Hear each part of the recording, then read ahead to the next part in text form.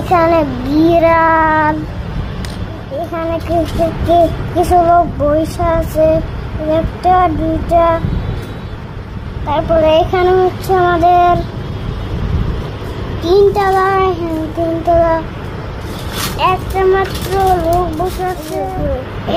এই রুমে হচ্ছে আমাদের ঘরে, তোমরা দেখতেই পাচ্ছ। কাছে দিয়ে দেখতেছি, কাছে দিয়ে দেখতেছি।